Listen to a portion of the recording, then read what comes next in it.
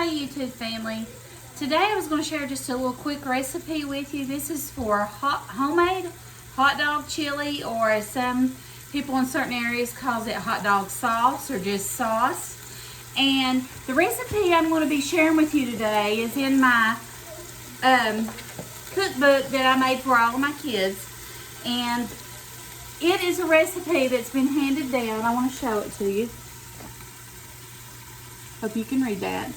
It's been handed down to me by a wonderful woman. She is my sister's mother-in-law, and she has since passed away. And she was one of the most virtuous women that you would ever know.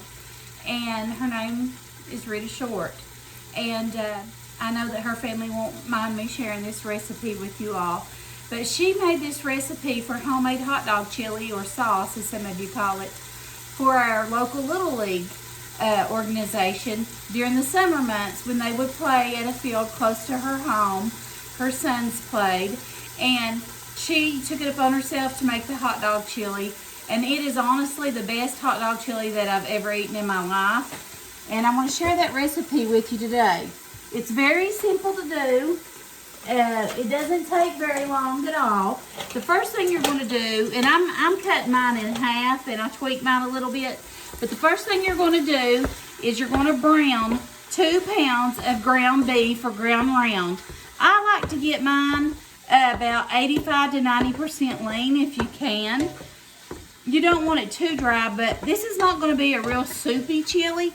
It's going to be thicker because it's to put on hot dogs, or on chili buns as we call them. And now I'm just browning that. And that's the first thing that I'm going to do.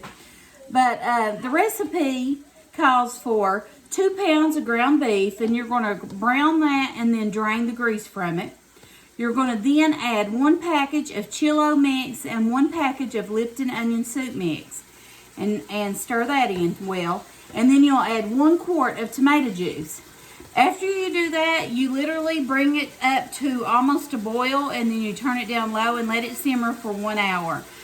Honestly, you don't have to let it simmer that long. I think it tastes better the longer it simmers, the longer it cooks.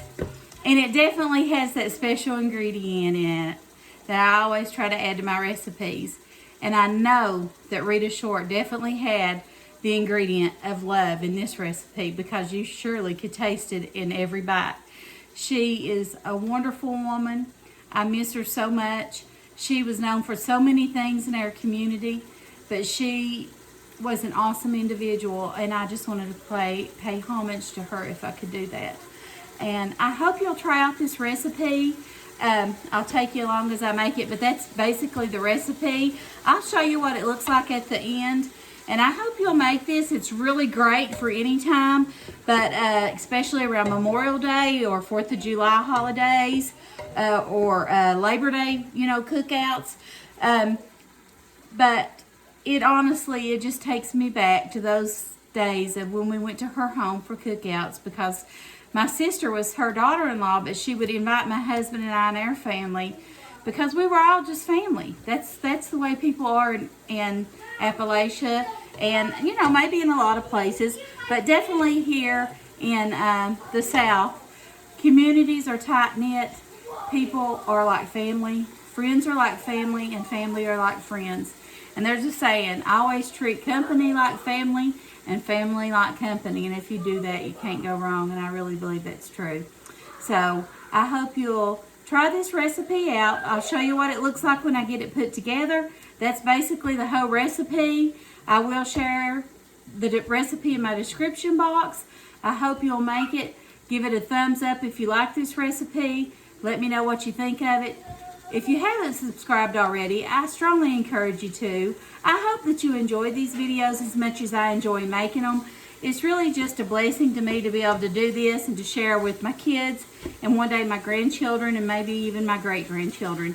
And I just hope that you all enjoy them as much as I enjoy making them for you.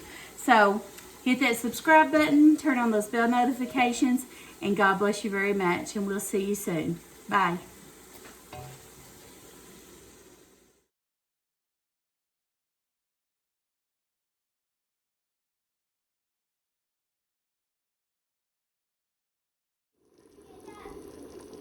This is what it looks like once it's finished. And now I'll just let it simmer for 1 hour until we get ready to eat.